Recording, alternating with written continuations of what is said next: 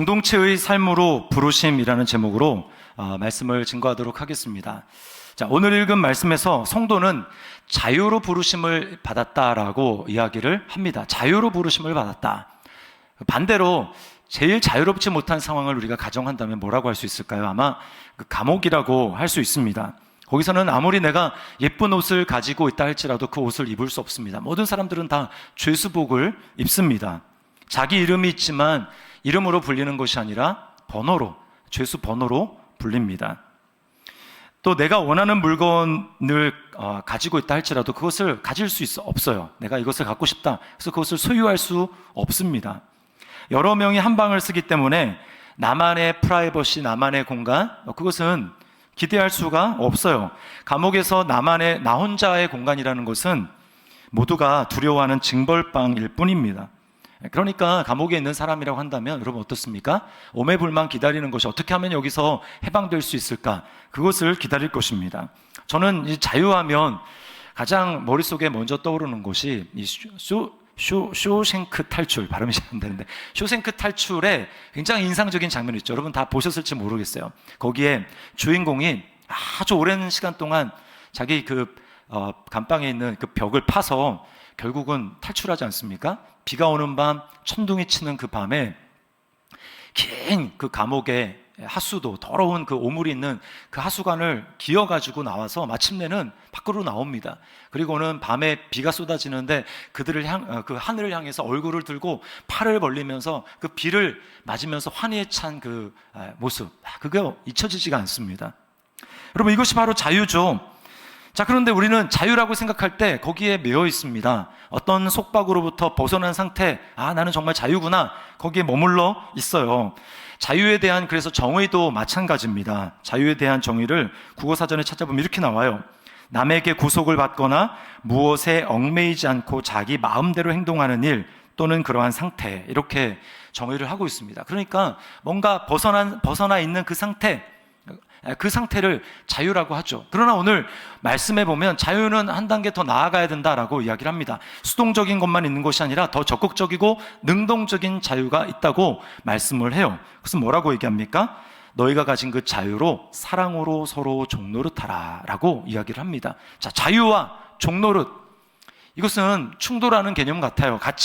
같은 선상에 놓을 수 없는 개념 같지만 오늘 본문에서 우리에게 자유로 종노릇을 하라, 이렇게 말씀을 하고 있습니다.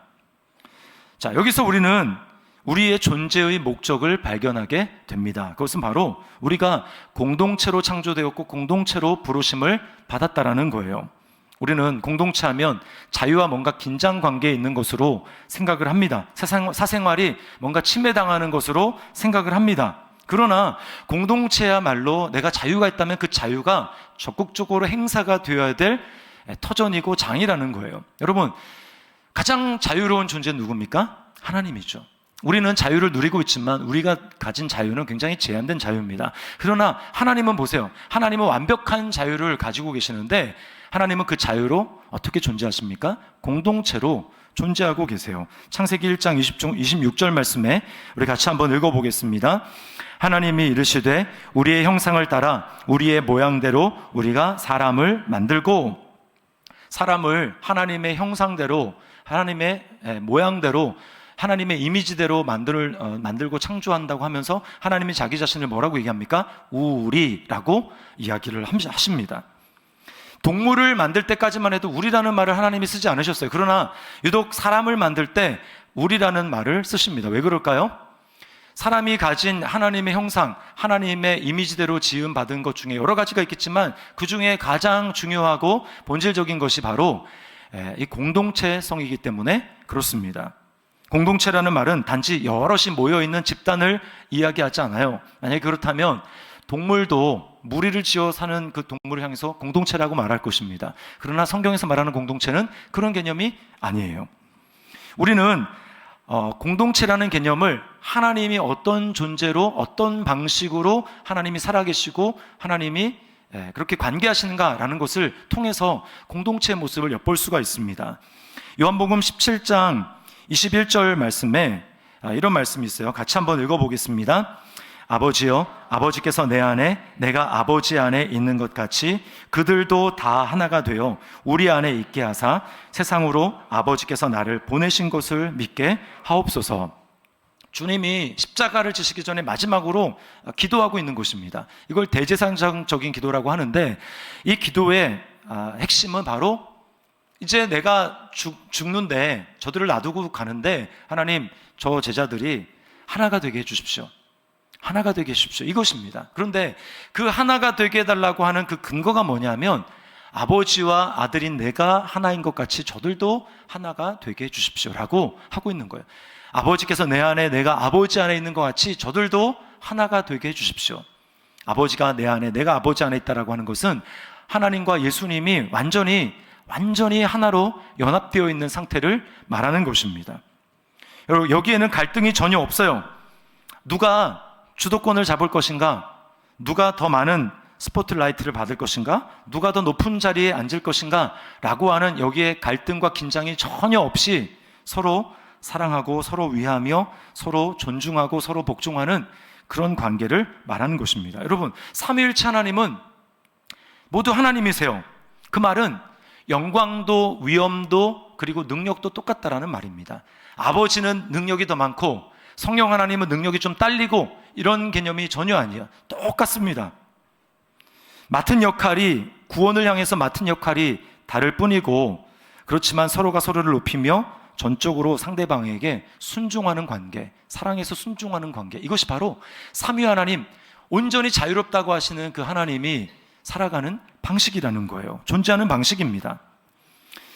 기독교인이건 아니건 간에 모든 사람은 다 이런 하나님의 형상을 따라 지음을 받았습니다. 창조가 되었습니다. 그래서요, 예수님을 믿거나 믿지 않거나 하나님을 인정하거나 인정하지 않거나 모든 사람들의 마음에는 공동체에 대한 열망이 있습니다. 공동체에 대한 갈망이 있어요. 이제 요즘에 청소년, 청년 세대에서 벌써 이제 좀 시간이 되긴 했지만 MBTI가 굉장히 이제 핫한 관심입니다. 만나면 너 MBTI 뭐냐 이런 거 물어봅니다. 그래서 제일 먼저 나오는 게 I냐 E냐 이거잖아요. 외향성이냐 내향성이냐 이것을 따지는데, I건 E건 상관없이, 기질과 상관없이 모든 사람들은 공동체를 갈망합니다. 어딘가에 소속되어 거기서 사랑과 위로와 격려와 지지를 받기를 원합니다. 그래서 친구를 사귀고 동창회 모임에 나가기도 하고, 또는 연인을 만들어서 무조건적인 사랑과 지지를 받으려고 하지 않습니까? 가정을 이루어서 그런 공동체 관계를 추구합니다. 뭘 보여줍니까? 이 모든 것은 다 우리가 공동체적으로 창조되었다라는 거예요. 그러나 여러분, 우리 주변을 보십시오. 현실은 그렇지 못합니다. 우리 사회는 점점 공동체성을 잃어가는 것처럼 보입니다. 관계가 먼 모습들을 보여줍니다. 여러분 뉴스에서 다 보셨겠지만 최근에 신림동 등산로에서 여생을 성폭행하고 숨지게 한 아주 비참한 사건이 있었습니다. 30세의 남성인 그 최모 씨가 그 생활 습관이 이제 공개되지 않았습니까? 전형적인 은둔형 외톨이라고 합니다. 지인들과 연락하는 일도 거의 없고 하루에 대부분의 일과 시간을 PC방에서 게임을 하고 그냥 그렇게 지내는 거예요. 연결되고 공동체로 살아가는 모습이 아니라 혼자 이런 모습으로 살아가는 것이죠. 형태만 다를 뿐이지 현대의 삶은 점점 공동체성을 잃어버린 삶으로 살아가고 있다는 것입니다. 우리는 분명히 공동체로 존재하시는 하나님의 형상을 따라 하나님의 모양대로 지음을 받았는데, 왜 우리는 하나님의 모습을 반영한 공동체를 삶의 주변에서 찾기가 어려울까요? 왜 우리는 의미 있는 관계를 좀처럼 맺지 못하고 있는 것일까요? 그 이유는 우리 안에 나를 우선시하는 이기심 때문에 그렇습니다. 오늘 읽은 성경 구절에서는 그것을 바로 육체의 기회라는 말로 표현하고 있어요. 여기 육체라고 하는 말은 좀 일관성 있게 번역을 하자면 사실은 육신이라는 말로 번역을 돼야 좀 더 일관성 있는 번역입니다. 왜냐하면 바울 사도가 쓴 서신에서 다른 곳에서 특별히 로마서에서는 육신이라는 말로 표현이 되고 있기 때문에 그래요. 이 사르크스라고 하는 이 육체 또는 이 육신이라고 하는 말은 하나님에 대해서 대항하고 하나님을 거부하는 그러한 죄의 성향을 말합니다. 몇 절 밑으로 내려가면 성경에서 이 육체의 일과 성령의 소욕을 대조를 하고 있어요. 육체라고 하는 것은, 육체의 일은 자신만의 즐거움과 쾌락에 빠지는 일들을 나타내고, 그래서 결국 관계를 깨뜨리는 것들을 말합니다. 특별히 20절 말씀을 보세요. 자, 20절 같이 한번 읽어봅니다. 원수 맺는 것과 분쟁과 시기와 분냄과 당 짓는 것과 분열함과 이단과. 하나님을 중심에 모시고 하나님을 인정하며 하나님과 교제하며 살아가면 우리 안에는 하나님의 모습이 나타납니다. 하나님의 공동체성이 드러납니다. 그러나 하나님을 무시하고 하나님을 내 삶의 중심에서 몰아내면 그때부터 나 중심적인 육체의 소욕이 활개를 치게 되어 있습니다. 그래서 관계가 다 깨어지게 됩니다. 아담과 하와를 보십시오. 그들이 처음에 지음을 받고 하나님을 삶의 중심에 모시고 하나님을 인정하고 하나님을 예배하고 그렇게 살아갈 때는 서로는 둘이었지만 하나였습니다. 그래서 당신과 나는 둘이지만 우리는 완전히 하나로 연합됐습니다. 우리는 둘도 없는 콤비입니다. 이렇게 이야기하죠. 그러나 삶의 중심에서 하나님을 몰아내고 스스로 하나님이 되고자 했을 때 그들에게는 관계가 깨어지게 됩니다. 분쟁이 생기고 분냄이 생기고 서로 원수 맺는 일이 생겨납니다. 그래서 서로를 손가락질을 하고 탓을 합니다. 저 인간만 아니었으면 내가 지금 이러지 않을 텐데 모든 건 다 저 여자 때문이야. 이렇게 서로를 탓을 하는 모습을 보게 됩니다. 여러분, 더 이상 하나가 아니에요. 더 이상 연합된 관계가 아닙니다. 공동체가 아니에요. 오늘날 우리가 맺고 있는 관계를 보십시오. 모든 게 나 중심적입니다. 나에게 유익이 되느냐 되지 않느냐에 따라서 관계를 맺기도 하고 그 관계를 끊어버리기도 합니다. 나를 귀찮게 하는 사람은 그 사람이 아무리 지금 힘든 상황 가운데 놓여있고 도움이 필요하다고 하더라도 그 관계를 꺼려하고 만남을 회피합니다. 또 그런 사람으로부터 전화가 오면 의도적으로 전화를 받지 않기도 합니다. 우리 집에 종종 있는 일이에요. 분명히 집에 올 때가 됐는데 집에 안 옵니다. 그러면 저는 그냥 좀 내버려뒀으면 좋겠는데 그래서 아내가 막 전화를 해요. 그러면 위치 추적 이렇게 켜가지고 지금 어디쯤 오나 이런 거를 살핍니다. 그리고 이제 안 오면 전화를 하는 거예요. 근데 전화를 하면 전화를 받으면 참 좋잖아요. 전화를 안 받습니다. 몇 통 돼도 여러분 굉장히 웃으면서 공감을 하신다. 아마 여러분의 집안에도 그런 일이 일어나고 있는 것 같아요. 안 받아요, 안 받아. 왜 그렇습니까? 싫은 거예요. 나만의 자유를 빼앗기고 싶지 않다. 마음껏 내 자유를 혼날 때 혼나더라도 나는 이 자유를 누리겠다라고 생각을 하는 것이죠. 여러분, 지난 한 주를 한번 돌이켜 보십시오. 오는데 꺼려서 전화를 받지 않고 이렇게 그냥 두었던 그런 경우들이 있지 않습니까? 우리는 너무나 이기적이고 자기 중심적이에요. 성숙한 관계 그리고 친밀한 관계는 갈등이 있지만 그 갈등을 딛고 서서 갈등을 극복하고 나서야 더 친밀하고 성숙한 관계가 되는 것 아닙니까? 그러나 오늘날에는 그 갈등을 회피합니다. 갈등이 생기면 뒤로 물러나고 후퇴하고 회피합니다. 그 갈등을 감정 소모라고 생각해서 감정 소모는 내 인생에서 없어도 돼라고 생각하면서 감정 소모라고 치부하고 회피하는 거예요. 그러다 보니까 관계가 매우 피상적이고 매우 인스턴트적인 그런 관계를 맺게 됩니다. 오늘날 그래서 보면 이제 뭐 SNS 같은데 글이 올라옵니다. 제가 좀 뛸을 뛰고 이게 운동을 해야 되겠는데 혼자 하면 계속 할 수 없을 것 같으니까 이렇게 러닝 그 파트너를 찾습니다. 뭐 이런 글이 올라와요. 근데요, 그 러닝 파트너를 찾아가지고 가서 거기서 뛴 다음에 뭐 음료도 마시고 차도 마시고 밥도 먹고 하는 그런 관계가 전혀 아닙니다. 그 파트너로 갔으면 딱 그 목적만 하는 거예요. 다 뛰었습니다. 땀을 흘렸습니다. 그 다음에 이제 그냥 빠이빠이 하는 거예요. 뭐 어디 서냐, 뭐 이름이 뭐냐, 뭐 이런 거 묻는 순간 굉장히 쿨하지 못한 사람 취급을 받는 것입니다. 피곤하다라는 거예요. 더 깊은 관계로 발전하지 못합니다. 오늘날 많은 사람들이 하룻밤 원나이트 즐기기 위해서 섹스 파트너를 찾고 채팅 앱을 통해서 만남을 가진다고 말을 합니다. 또 많은 남성들은 포르노의 유혹에 쉽게 빠져듭니다. 왜 그렇습니까? 거기에는 상대방을 위한 진지한 헌신, 나를 내어주는 관계 그런 거 전혀 없습니다. 나의 쾌락을 풀기 위한 행위만 있을 뿐이죠. 오늘날 점점 관계를 깊이 맺어가지 않는 거예요. 이기적이고 자기중심적입니다. 그럴수록 우리 마음속 깊은 곳에는 친밀한 관계에 대한 갈망과 요구가 더 커질 뿐입니다. 이 썰지라고 하는 선교단체가 있는데요. 이 선교단체에서 내 삶이 얼마나 자기중심적인가라고 하는 것을 체크하는 질문이 있어요. 점검하는 질문. 여러분 설교 시트에도 나와 있는데요. 이제 몇 가지 제가 질문을 드릴 테니까 여러분 자신에게 솔직하게 한번 대답을 해보시기 바랍니다. 나는 몇 가지나 해당되는가? 첫 번째, 나의 약함을 남에게 보여주기가 힘들다. 그것은 내가 해결해야 될 문제이기 때문이다. 두 번째, 나 혼자 경건 훈련을 통해서 영적 성장을 충분히 이룰 수 있다고 생각한다. 영적 성장에 다른 사람의 도움은 그다지 필요하지 않다. 세 번째, 나는 사람들이 진짜 내 모습을 알게 될까봐 그들과 거리를 둔다. 네 번째, 관계가 어려워지면 나는 문제를 해결하기보다 후퇴하고 회피한다.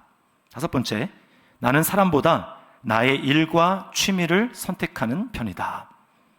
자, 여섯 번째, 다른 사람들과 함께 있는 것을 좋아하지만 그들의 충고나 의견을 잘 받아들이지 않는 편이다. 마지막입니다. 교회에 대해서 소비자적인 질문을 하는 편이다. 나는 교회를 통해 무엇을 얻을 수 있는가? 나의 욕구와 목표가 공동체의 필요와 교회의 사명보다 우선시 된다. 자, 여러분은 몇 개나 해당이 됩니까? 저는 하나도 해당됩니다. 되지 않습니다. 그런 분 있습니까? 네. 저도 해보니까 여러 문항에 해당이 됩니다. 전에는요, 제가 꽤 괜찮은 성도고 제가 꽤 괜찮은 사역자고 목사라고 생각을 했어요. 왜냐하면 저희 부모님이 저보고 야, 너는 목회하기 참 좋은 성품을 가지고 있어, 이렇게 이야기를 하더라고요. 왜냐하면 저희 아버지가 좀 이렇게 욱하는 성질이 좀 있으셨거든요. 그래서 혈기를 많이 내는데 너는 그걸 잘 참는 것 같다. 그래서 너는 목회하기 참 좋은 성품인 것 같다 라고 얘기를 했는데 저는 그런 줄로만 알았어요. 그러나 제가 저를 보면서 부모님이 정말 착각을 하셨구나 라는 생각을 하게 됐습니다. 제가 갈수록 너무나 제가 이기적이고 자기중심적인 존재라는 것을 아는 거예요. 이 말은 제가 점점 자기중심적으로 변해간다 이런 뜻이 아닙니다. 그러면 목회를 하면 안 되겠죠. 이 말은 제가 전에는 몰랐는데 저의 자기중심성과 이기심이 얼마나 참 깊이 뿌리 막혀 있는 것인지를 제가 점점 깨닫고 있다는 거예요. 그래서 때로는 주님, 목사가 이래도 됩니까? 주님, 저는 성도로서 완전히 꽝입니다. 이런 주님 앞에 고백을 합니다. 그리고 때로는 그런 저의 모습 때문에 절망해요. 하나님, 이런데 제가 어떻게 주님의 사역을 이런 모습으로 할 수 있습니까? 라는 생각을 가질 때가 있습니다. 그런데요, 하나님의 은혜가 참 감사한 게 뭐냐면 제가 전에 같으면 그런 저의 모습에 실망하고 낙심하고 절망 가운데 이렇게 들어갈 텐데 이제 하나님의 은혜로 제가 강해지니까 전에는 제가 그런 저의 모습이 좀 더 나아져야 내가 주님 앞에 다 떳떳이 나가고 담대히 나아갈 수 있다고 생각을 하는데 이제는 내가 연약하기 때문에 나에게는 주님이 더 필요하지. 그래서 주님을 더 찾고 주님께 저의 시선을 두며 주님을 더 의지하게 된다는 것입니다. 저의 이런 모습에 실망하는 대신 저의 이런 모습을 다 알매도 불구하고 나를 귀하다고 여겨주시고 나를 사랑한다고 말씀하시고 나를 용납해 주시고 나를 위해서 자신의 몸을 희생하시며 내어주신 그 주님의 사랑에 더 놀라는 거예요. 나의 연약함에 놀라는 것이 아니라 주님의 그 사랑에 놀라게 되는 것입니다. 주님이 완전하시기 때문에 부족한 나의 모습을 보아도 제가 괜찮다, 주님이 완전하시니까 그래서 나는 주님을 의지하면 되라고 주님께 나가게 되더라는 것입니다. 여러분은 자신이 이기적이라는 사실을 정말 깊이 자각하고 있습니까? 여러분이 자기 중심적인 존재라는 사실을 깊이 인식하고 있습니까? 그것이야말로 내 삶의 모든 문제의 근원이라는 사실을 여러분은 정말 깨닫고 있습니까? 내가 내 삶의 중심이 되었기에 하나님을 무시하고 하나님을 찾지 않는 것, 그것이 가장 큰 문제요, 죄라는 사실을 여러분 알고 있습니까? 여러분, 이 문제는 내 힘으로는 절대로 해결할 수가 없습니다. 내 힘으로는 절대 해결할 수 없어요. 그래서 외부에서부터 도움이 와야 되고 외부에서부터 구원이 와야 되고 그러기 위해서 이 땅에 오신 분이, 저와 여러분을 구원을 위해서 오신 분이 바로 예수님이라는 것입니다. 여러분, 예수님을 보세요. 그분은 완전히 자유로운 분입니다. 하늘에서 하나님의 영광을 누리고 그리고 사람들로부터 예배를 받고 사람들의 섬김을 받는 분이었어요. 주님은 그렇게 영원히 사실 수 있는 분입니다. 그러나 주님께 주어진 그 완전한 자유로 주님은 무엇을 선택하십니까? 성육신 하시는 것을 선택합니다. 그리고 이 땅에 오셔서 주님의 30여 년의 삶은 섬김을 받는 삶이 아니라 사랑으로 종노릇하는, 제자들의 발을 씻겨주며 종노릇하는, 그 종노릇하며 섬기는 삶이었어요. 그것은 어쩔 수 없이 그렇게 한 삶이 아니라 자신의 자유를 적극적으로 사용해서 주님은 그 일을 하신 것입니다. 그리고 그 섬김의 클라이먹스는 바로 십자가예요. 저와 여러분이 하나님 앞에 받아야 될 그 진노와 형벌, 그 무시무시한 영원한 지옥의 형벌을 주님이 대신 받는 것이 어떤 것인지를 알기 때문에 주님은 자신에게 있는 마지막 그 자유를 가지고 십자가를 피할 수 있었습니다. 얼마든지 그렇게 하실 수 있었어요. 그러나 주님은 그 자유를 그렇게 사용하시는 것이 아니라 우리를 위해서 자신을 내어주시는, 사랑으로 끝까지 종노릇하며 섬기는 데에 자신의 자유를 사용하셨습니다. 여러분, 이것이 진정한 사랑이죠. 그리스도께서 저와 여러분을 위해서 사랑으로 끝까지 종노릇하셨기 때문에 탄생한 공동체가 바로 주님의 몸인 교회입니다. 우리가 정말 예수님 앞에 무릎을 꿇고 나는 소망이 없기 때문에 나의 소망이신 주님 앞에 내가 무릎을 꿇습니다. 주님을 영접합니다. 주님을 내 삶에 모셔드립니다. 라고 주님을 믿었다면 여러분, 저와 여러분에게는 예수님의 DNA가 있습니다. 우리의 마음속에 뛰는 그 심장은 단지 나의 심장이 아니라 예수 그리스도의 심장이에요. 우리의 몸에 흐르는 혈관은 단지 나의 피가 아니라 예수 그리스도의 피가 흐르는 것입니다. 그 핵심은 뭘까요? 그것은 전에는 내가 나의 기쁨을 위해서, 나의 만족을 위해서, 나의 행복만을 위해서 살아가던 육신의 삶을 살아가는 것이 아니라 이제는 내가 예수 그리스도 안에서 예수님의 DNA가 나에게 새겨졌으니 이제 내가 주님이 나에게 주신 그 자유로 내가 사랑으로 종노릇하겠다라고 하는 것이 여러분 우리에게 주님이 새롭게 입혀주신 새로운 성품이라는 거예요. 이것이 바로 그리스도 안에 있는 믿음이라는 것입니다. 그러므로 여러분, 이제 새로운 피조물이 된 성도들에게 공동체의 삶이라는 것은요, 이것은 필수예요. 있어도 되고 없어도 되는 것이 아니라 반드시 있어야 하는 것입니다. 공동체적인 관계라는 것은 단지 주일날 예배 시간이 되어서 하나님 앞에 예배하는 것, 여기에 그치는 것이 아닙니다.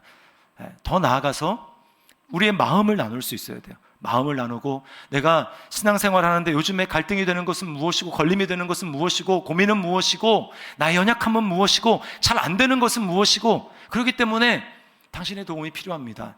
그러면서 마음을 주님 앞에 쏟고 같이 기도하는 거예요. 그럴 때 거기에 하나님의 놀라운 역사심과 임재가 나타나는 것입니다. 윌 워커라고 하는 분이 이런 말을 했어요. 성화라고 하는 말은 예수님을 닮아 성장하고 성숙한 것을 말합니다. 성화의 주체는 성령님이시며 성화의 도구는 복음의 진리다. 성화의 현장은 공동체다. 자, 여러분 이 말을 잘 곰곰이 생각을 해보세요. 자, 우리 안에 예수님을 믿는 사람들에게, 저와 여러분에게 성령님이 계십니다. 여러분 믿습니까? 네, 성령님이 계세요. 성령님이 주체가 되셔서 우리를 예수님 닮은 모습으로 끌어가십니다. 무엇으로 그렇게 하십니까? 복음의 진리로. 우리가 예수님을 처음 믿을 때 받은 그 복음의 진리, 그 복음의 진리를 계속해서 적용함으로 우리는 예수님을 닮은 모습으로 성장하고 성숙해요. 근데 중요한 것도 있습니다. 그게 공중에서 이루어지는 게 아니라는 거예요. 현장은 뭡니까? 성화의 현장은 공동체다.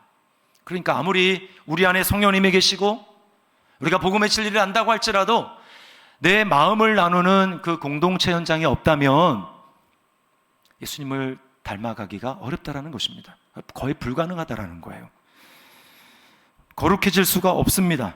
영적인 생명이 있다 할지라도 그 생명은 점점 희미해가고 없어지는 거예요. 물론 공동체의 삶을 살아가는 것은 쉽지 않습니다. 다 멀리서 보면 다 괜찮은 사람들이에요. 10m 밖에서는 다 멋진 미남이고 미녀입니다. 그러나 가까이 가서 보십시오. 1m 안으로, 아니 30cm 안으로 들어가 보십시오. 그러면 주름이 안 보이던 주름이 보입니다. 흰머리가 보입니다. 점박이가 보입니다. 기미와 주근깨가 보입니다. 물론 화장으로 가리면 안 보이겠지만. 그리고 냄새가 납니다. 실망해요. 때로는 뭐 이런 인간이 다 있나 라는 생각이 들기도 합니다. 주보에 이제 다락방에 대한 기대의 글이 있잖아요. 그 중에서 한 성도님이 이런 글을 올렸어요. 개인주의가 강한 편이라 공동체에 소속되는 것에 거부감이 많이 있었어요. 나는 공동체라는 것이 원래 체질에 안 맞는다고 단정을 짓고 선을 그어둔 상태였습니다. 그런데 여기 교회는 왠지 모르는 따뜻함이 있고 체질에 안 맞는다고 생각하는데 사람들이 다가오는 것이 싫지 않고 편안함이 있어서 이게 뭐지? 하는 중입니다. 전에는 공동체에 대해서 거부감이 있어서 그냥 선을 딱 긋고 나는 여기까지야. 나는 더 이상 발을 담그지 않을 거야 라고 생각을 했어요. 근데 이제 공동체의 중요성을 깨닫고 이제 한 발 내딛겠다라는 거 아닙니까? 저는 너무 박수 쳐주고 싶고 너무 격려해드리고 싶어요. 이게 믿음입니다. 믿음이라는 것은 한 발짝 움직이는 거예요. 이전에는 시도해보지 않았던 거 거기에 대해서 마음엔 내키지 않지만 한 발짝 내딛는 것입니다. 박수를 너무 쳐드리고 싶어요. 근데 한편으로 걱정이 있습니다. 여기 이게 뭐지 하다가 진짜 이게 뭐지? 이럴까봐. 이게 뭐지가 다른 거죠. 다른 이게 뭐지? 갈등이 있어요. 힘듭니다. 괴롭습니다. 그러나 여러분, 다락방에서 만약에 갈등이 없다면 그 다락방은 문제예요. 충분히 가까워지지 않았다는 얘기입니다. 선을 긋고 그냥 나이스하게만 지내는 거, 이거는 주님이 원하시는 공동적인 관계가 아니에요. 여러분, 갈등이 있을 때에야 우리는 주님의 말씀에 순종할 수 있습니다. 서로 사랑하라고 하는데 뭐 그냥 더 나이스한 관계에서 있는데 뭘 어떻게 사랑할 수 있습니까? 갈등이 있을 때 그 자리에서 자기를 부인하라고 하는 주님의 말씀에 우리가 순종할 수 있는 거죠. 갈등이 있을 때 오래 참고 용납하라는 주님의 말씀을 듣고 내 이기심을 내려놓고 그 주님의 말씀에 순종할 수가 있는 것입니다. 신앙생활은 추상적이고 관념적인 얘기가 아니에요. 뜬구름 잡는 얘기가 아닙니다. 혼자만 있어 보십시오. 그러면 여러분, 우리 모두는 다 얼마나 거룩한 사람인지 몰라요. 근데 그 착각에 빠져 있으면 안 됩니다. 착각입니다. 그렇지 않아요. 주님은 우리 각자에게 다 말씀합니다. 이것은 어떤 성도에게만 해당되는 것이 아니라 선교사나 또 목사에게만 해당되는 것이 아니라 모든 성도들에게 이렇게 말씀합니다. 아무든지 나를 따라오려거든. 성도는 누굽니까? 그리스도인 누굽니까? 주님을 따라가는 자예요.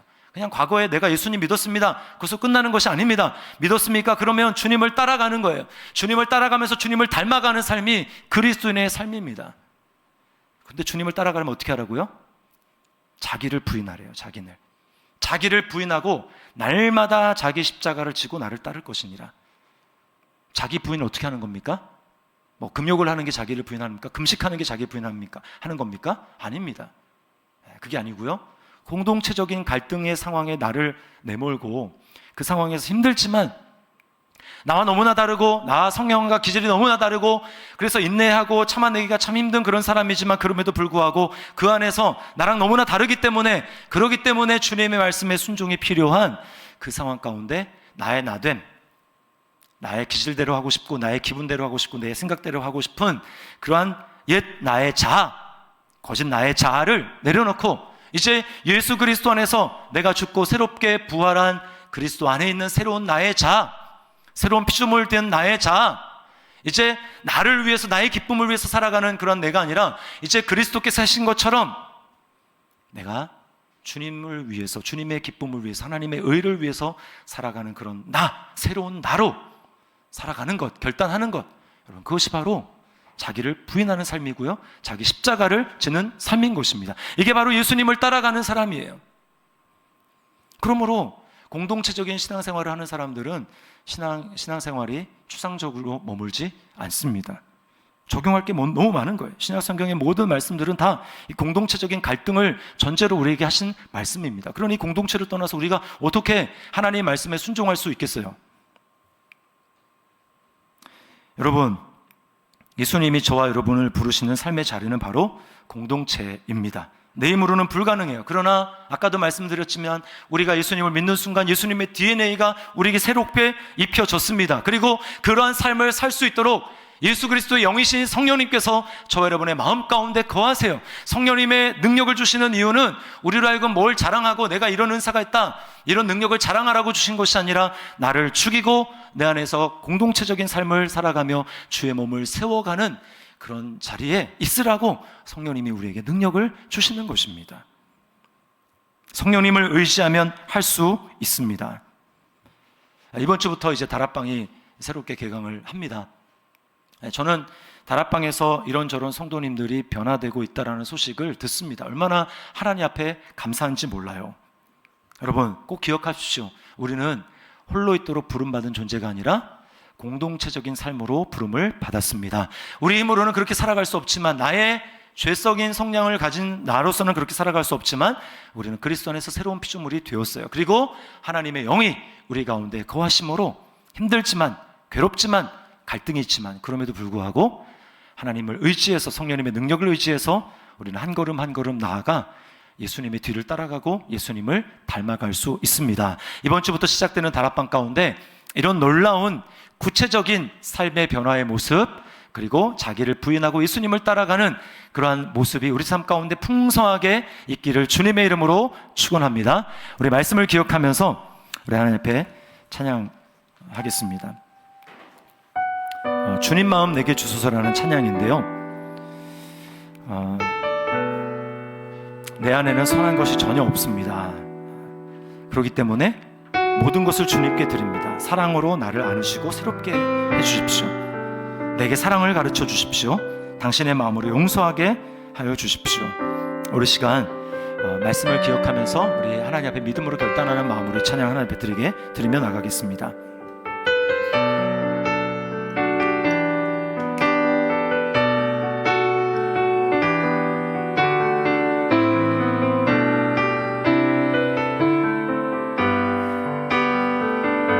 보소서 주님, 나의 마음은 선한 것 하나 없습니다. 그러나 내 모든 것 주께 드립니다. 사랑으로 안으시고 날 새롭게 다시 한번 고백합니다. 보소서 주님, 나의 마음은 선한 것 하나 없습니다. 그러나 내 모든 것 주께 드립니다.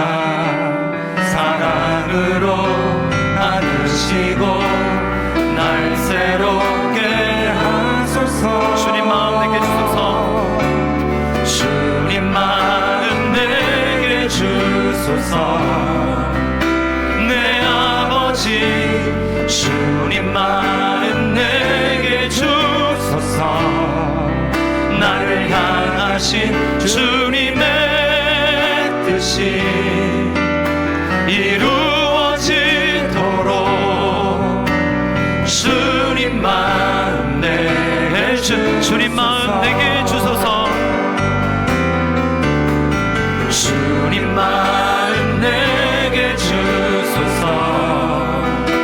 내 아버지 주님 마음 내게 주소서. 날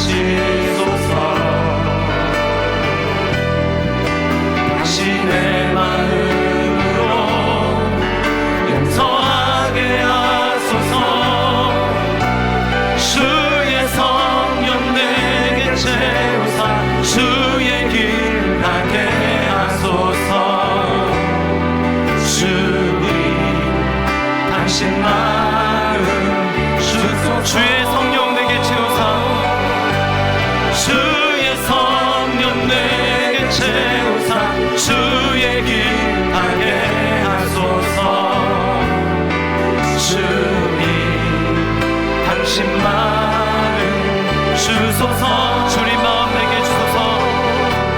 주님 마음 내게 주소서. 내 아버지 주님 마음 내게 주소서. 나를 향하신 주님의 뜻이